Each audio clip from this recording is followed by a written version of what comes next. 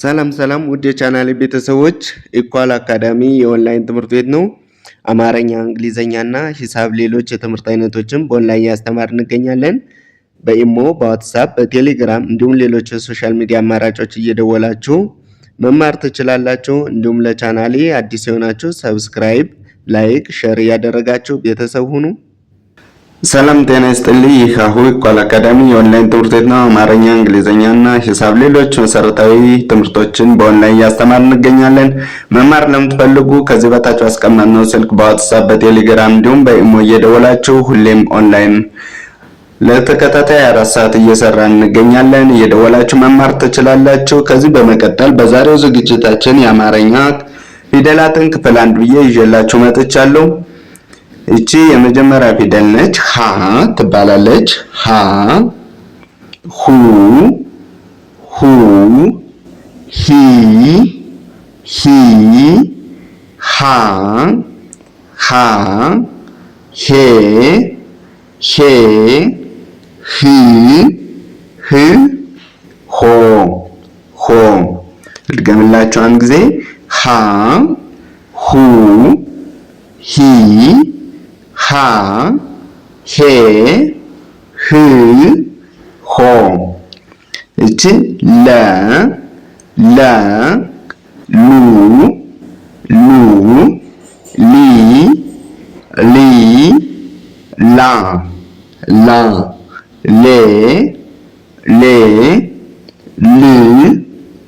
ል ሎ ለ ሉ ሊ ላ ሌ ል ሎ። እቺ ሃ ሁ ሂ ሃ ሄ ህ ሆ ሃ ሁ ሂ ሃ ሄ ህ ሆ። እቺ መ ሙ ሚ ማ ሜ ም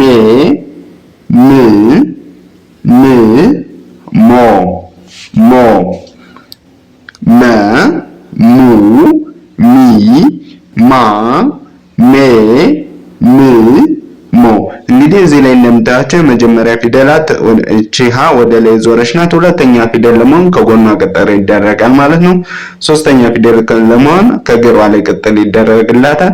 ስለዚህ ፊደላት የመጀመሪያ ፊደላት ላይ ምንም ከጎናቸው ወይም ግራ ጣራ አይደሉም ወይም ከጎናቸው ቅጥል የላቸውም። ሁለተኛ ፊደል ላይ እንደምታዩቸው ከጎናቸው ቅጥል ያደረጋቸው ሁለተኛ ፊደላትን መጻፍ ማንበብ ትችላላችሁ። ኡ ሚል ድምጽ አላቸው እያንዳንዳቸው። ሁ ሉ ሁ ሙ ብላችሁ ስታነቡ እያንዳንዳቸው ኡ ሚል ከአንደበታችሁ መጨረሻ ላይ ይወጣል ማለት ነው። ሶስተኛ ላይ ደግሞ እግራቸውን ሸፈፍ በማድረግ ወደ ቀኝ ከእግራቸው ላይ ሸፋፋ ናቸው። በዚህ ቅርጻቸውን መለየት ትችላላችሁ። አራተኛ ላይ ያሉ ፊደላት ቅርጽ አልባ የሚባሉ ለምሳሌ እዚህ ጋር ሃና መ ቅርጽ አልባ ይባላሉ። አራተኛ ፊደላቸውን ስታያቸው ወደ ታች የወረደ ነገር አላቸው። እዚህ ጋር ደግሞ ባለ 2 እግርና ባለ 3 እግር አሉ። ባለ 2 እግር ለነች፣ ባለ 3 ሐመር ውሃ ነች። ስለዚህ አራተኛ ፊደላትን ስታዩቸው እግር አጣራ ናቸው። መጀመሪያ እግራቸው ያጠራ ማለት ነው። እነዚህ ባለ 2 እግር ወይም ባለ 3 እግር ከሆኑ እግራቸው ያጠራን የመጀመሪያ እግራቸው ነው የሚያጥረው። አምስተኛ ላይ ባለ 1 እግር መሆኑ ባለ 2 እግር መሆኑ እንዲሁም ቅርጽ አልባ ፊደልም ሆኑ በቀኝ በኩል ታች ላይ ቀለበት ይደረግባቸዋል። ስለዚህ በቀኝ በኩል ታች ላይ ቀለበት ያለው ፊደል ካገኛችሁ አምስተኛ ፊደል መሆኑን ማስታወስ ይኖርባቸዋል። ስድስተኛ ላይ የተለያየ ቅርጽ ነው ያላቸው። ድምጻቸው ግን የሚል ድምጽ ያስተጋባሉ። ያ ማለት ህ ነው የምትሉት፣ ወደ ውጭ እየገፋቸው ነው የምታነቡት። ል ህ የሚል ድምጽ አላቸው እያንዳንዳቸው። ስለዚህ የሚል ድምጽ ያስተጋባል ማለት ነው። ሰባተኛ ላይ ደግሞ ባለ 2 እግርና ባለ 3 እግር ያሏቸው እዚህ ጋር ማየት ትችላላችሁ። የመጨረሻ እግሯ አጣራ ነው። አራተኛ ላይ ስትላት የመጀመሪያ እግሯ ነበር ያጠረው ሁለቱ። ሰባተኛ ላይ ደግሞ የመጨረሻ እግሯ ያጠራል ማለት ነው። እንደዚህ የሚሆኑ ባለ 2 እግር ከሆኑ ነው። ቅርጽ አልባ ከሆኑ ደግሞ የተለየ ቅርጽ ይኖራቸዋል ወይም ባለ አንድ እግር ከሆኑ አናታቸው ላይ ቀለበት ይኖራቸዋል ማለት ነው።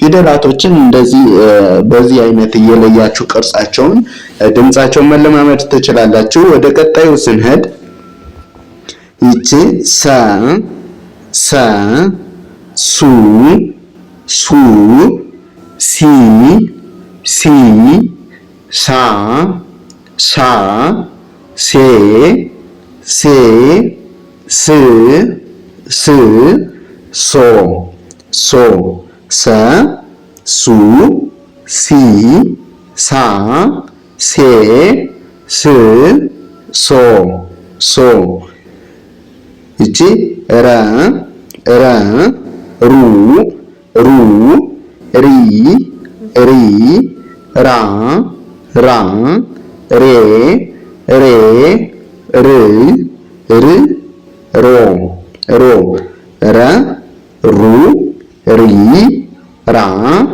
ሬ ር ሮ ሮ ይቺ ሰ እንግዲህ መጀመሪያ ላይ ያነበብና ሰ ነው የምትባል ይቺም ሰ ነው የምትባል ተመሳሳይ የሆነ ድምጽ አላቸው የቅርጽ ልዩነት ነው ያላቸው። ስለዚህ ስታነቡ ሰ ሰ ሱ ሱ ሲ ሲ ሳ ሳ ሴ ሴ ስ ስ ሶ ሶ ሰ ሱ ሲ ሳ ሴ ስ ሶ ሶ እቺ ሸ ትባላለች። እንግዲህ ከሰ የምትለየዋ አናቷ ላይ አግድም በመጨመር ሸ የምትል ድምጽ ትሰጣቸዋል። ስለዚህ ሸ ሸ ሹ ሹ ሺ ሺ ሻ ሻ ሼ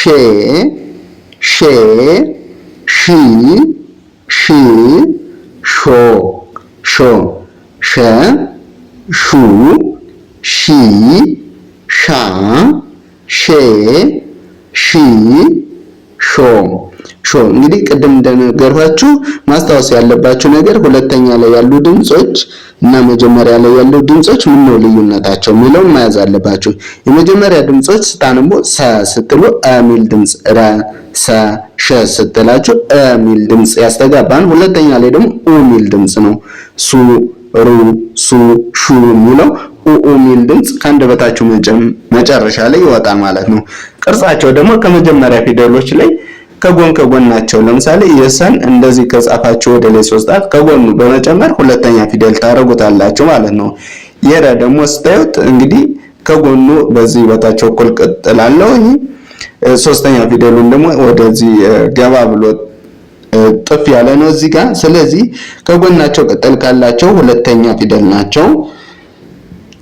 ከግራቸው ላይ በቀኝ በኩል ሸፈፍ ሸፈፍ ካለ ሶስተኛ ፊደል ናቸው። የሚያስተጋቡት ድምጽ ደግሞ ኢ ሚል ድምጽ፣ ለምሳሌ ሲ ስትሉ ኢ ሚል ድምጽ፣ ሪ ሲ ሺ ስትሉ ኢ ሚል ድምጽ ያስተጋባል ማለት ነው።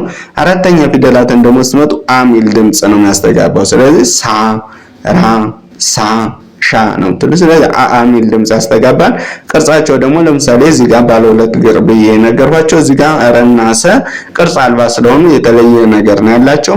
ባለ ሁለት እግሮችን እዚህ ጋር ሰና ሸን ስታያቸው አራተኛ ላይ መጀመሪያ እግራቸው አጣራ ነው ማለት ነው። ስለዚህ ባለ ሁለት እግር ከሆኑ እግር አጣራ ይሆናሉ ማለት ነው። ሌላኛው አምስተኛ ላይ ባለ ሁለት እግርም ሆኑ ባለ ሶስት እግርም ሆኑ ባለ አንድ እግርም ሆኑ የመጀመሪያ በቀኝ በኩል እታች ላይ ቀለበት አላቸው ማለት ነው። ኤ ሚል ድምጽ ያስተጋባሉ። ስለዚህ ሴ ሬ ሴ ሼ የሚለውን መያዝ አለባችሁ ማለት ነው። ኤ ሚል ስታነቡ መጨረሻ ላይ ሴ ስትሉ ኤ ሚል ድምጽ አለው። ስለዚህ እሱን ነው ያስተጋባሉ ድምጻቸው ምላቸው። ቅርጻቸውን ግን በቀኝ በኩል ታች ላይ ቀለበት ካለው አምስተኛ ፊደል መሆኑን ማስታወስ ይኖርባችኋል ማለት ነው። ወይም ስትጽፉ ኤ ሚል ድምጽ ከሆነ መጻፍ የፈለጋችሁ ሴን ከሆነ ቀለበት አድርጋችሁ ታች ላይ ትተዋላችሁ ማለት ነው። ስድስተኛ ላይ እንግዲህ የተለያየ ቅርጽ ነው ያላቸው። ድምጻቸው ግን የሚያስተጋቡት ድምጽ ሚል ድምጽ ነው። ስ ር ስ ሽ በማለት የሚል ድምጽ ያስተጋባሉ። ሌላኛው ደግሞ ሰባተኛ ላይ ያሉ እንግዲህ ቅድም ቅርጽ አልባና ባለ አንድ እግር ባለ ሁለት እግር የነገርኳችሁ ነገር አለ። ስለዚህ እነዚህ ቅርጽ አልባ ስለሆኑ ምንም የተለየ ነገር ነው ያላቸው ማለት ነው። እነዚህ ገና አራተኛ ላይ የመጀመሪያ እግራቸው ነበር ያጠረው፣ ሰባተኛ ላይ ሲመጡ የመጨረሻ እግራቸው ያጠራል ማለት ነው። ወይም በቀኝ በኩል ያለ ያጠራል። እነዚህ ባለ ሁለት እግር ከሆኑ ነው ማለት ነው። ባለ አንድ እግር ከሆኑ ደግሞ አናታቸው ላይ ቀለበት ታገኛላችሁ። አናታቸው ላይ ቀለበት ካገኛችሁ ሰባተኛ ፊደል ነው ሊሆኑ የሚችሉት። ይህን እያስታወሳችሁ መጽሐፍ ማንበብ ይኖርባችኋል። እዚህ ጋር እንግዲህ ስንመጣ እዚህ ጋር ባለ አንድ እግር ናች እቺ። እዚህ ጋር ወረድ ብለን ደግሞ ባለ አንድ እግር አሉ። እዚህ መሃል ላይ ባለ ሁለት እግር አለች። ስለዚህ እያንዳንዳቸው ስታያቸው እንግዲህ ልዩነታቸው ባለ አንድ እግርና ባለ ሁለት እግር የሚለውን እዚህ ጋር እንለያለን ማለት ነው። ይቺ ቀ ትባላለች። ቀ፣ ቁ፣ ቂ፣ ቃ፣ ቄ፣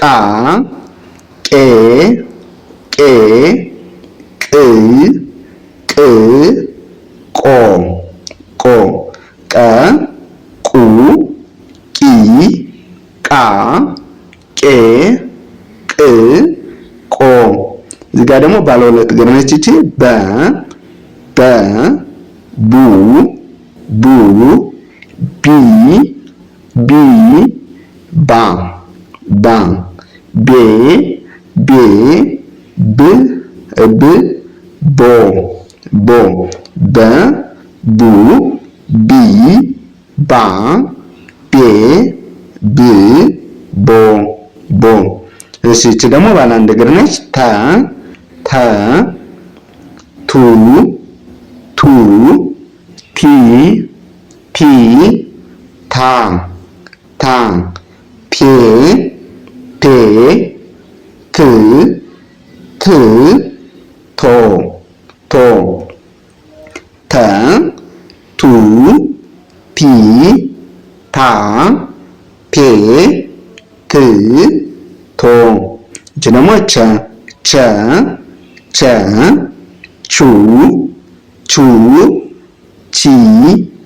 ቺ፣ ቻ፣ ቼ፣ ቺ፣